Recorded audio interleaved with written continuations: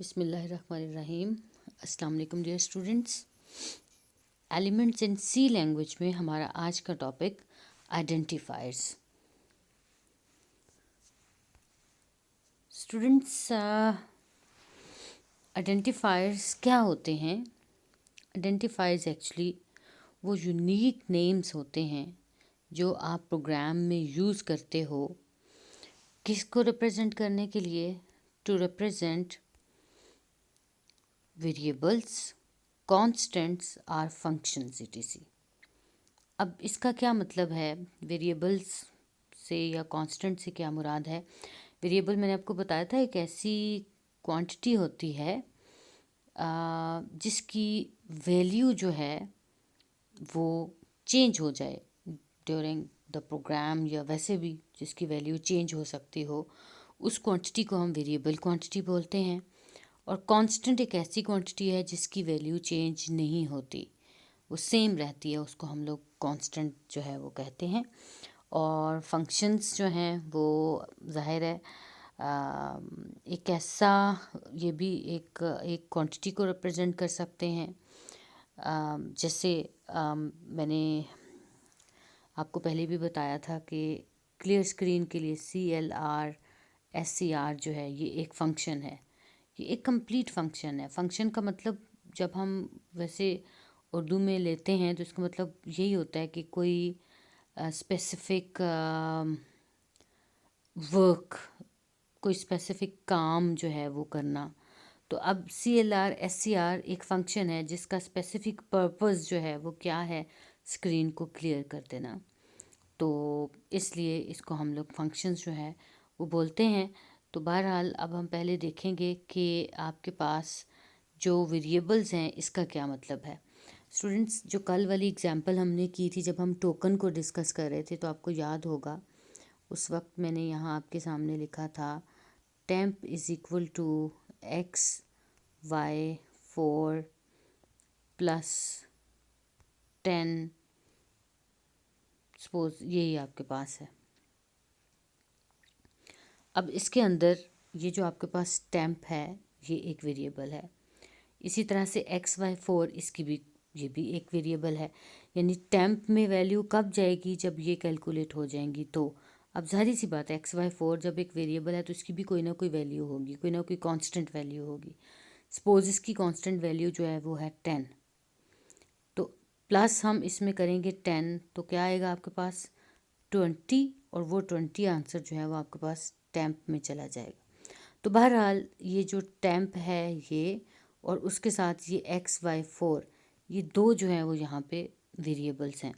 जब आप कांस्टेंट्स की बात करते हो तो कांस्टेंट्स में आपके पास क्या आ जाता है? सपोज करो आप कहते हो पाई, पाई, इसको PI से रिप्रेजेंट कर लिया, है क्या? 3.14 या फिर 22/7, ये आपके पास एक कांस्टेंट वैल्यू जो है वो होती है।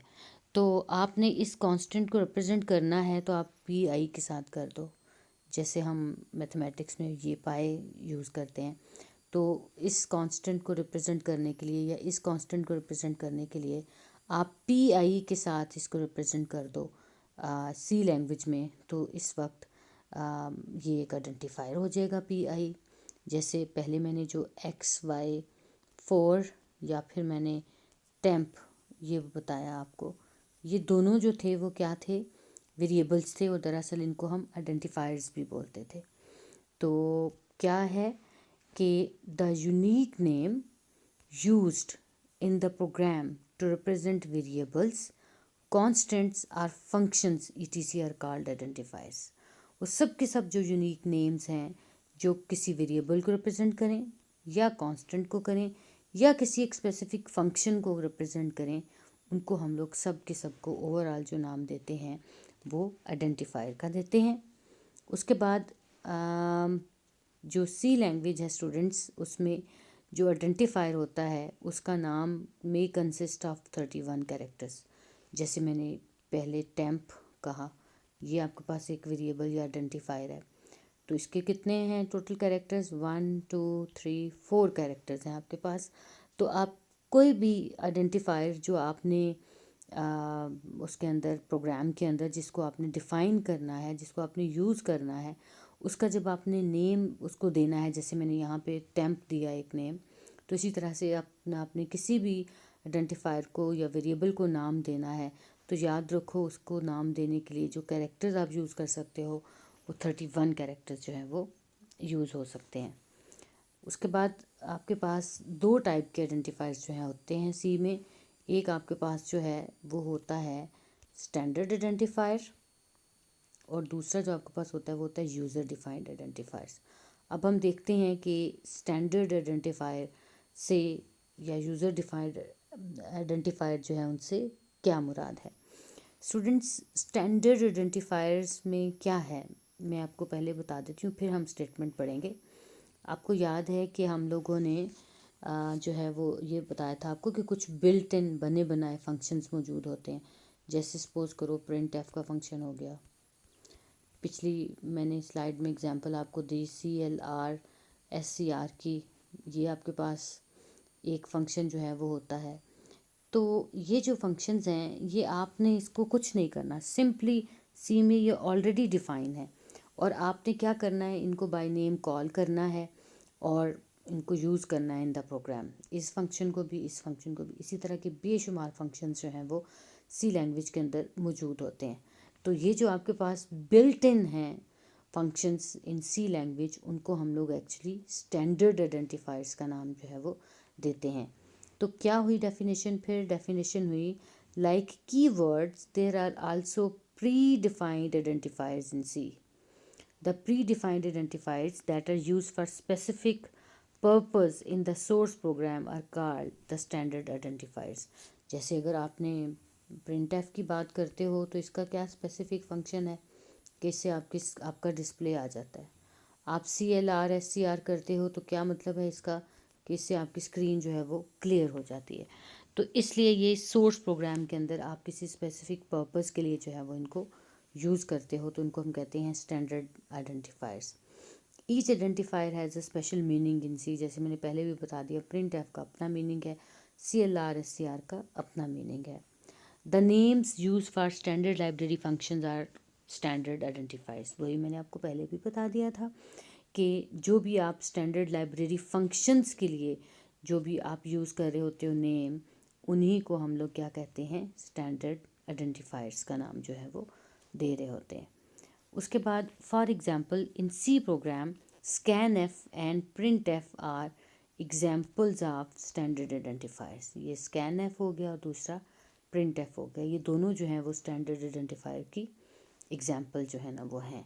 अब यूज़र डिफाइंड आइडेंटिफायर्स, स्टूडेंट्स नाम से भी जाहिर हो रहा है कि ऐसा आइडेंटिफायर जो यूज़र खुद से डिफ़ाइन करेगा अपनी ज़रूरत के मुताबिक, उनको हम कहेंगे यूज़र डिफाइंड आइडेंटिफायर्स। अब क्या है, द यूज़र और programmer can define its own identifier in C program such as variables and user defined functions. कुछ भी हो सकता है, वेरिएबल तो मैंने आपको बताया, जैसे टेम्प हो गया आपके पास, इसी को फंक्शन भी कह सकते हो आप लोग, फंक्शन के तौर पे भी ये हो सकता है। या XY4 हमने एक वेरिएबल का नाम रखा था, आइडेंटिफायर का रखा था। तो ये दो अलग-अलग आइडेंटिफायर्स हैं या फिर दो अलग-अलग वेरिएबल्स हैं। इसी तरह से आप फंक्शन जो हैं उनको भी डिफ़ाइन कर सकते हो। तो वो क्या होंगे, the identifiers defined by the user in the program are called user defined identifiers. यानी जो यूज़र जो है वो आइडेंटिफाई करेगा, डिफ़ाइन करेगा प्रोग्राम के अंदर अपनी ज़रूरत के मुताबिक, तो उसको हम लोग जो है ना वो कहेंगे user defined identifier. So students, that's it for today's lecture. ये आपने अच्छे से प्रिपेयर करना है शॉर्ट के पॉइंट ऑफ व्यू से। ऑफ कोर्स ये भी अभी तक चल रहा है। अगला जो क्वेश्चन है वेरिएबल वाला, वो आपका लॉन्ग क्वेश्चन है। ये भी आपको शॉर्ट के लिहाज से जो है वही प्रिपेयर करना है। So thank you so very much and अच्छे से इसको आपने करना है।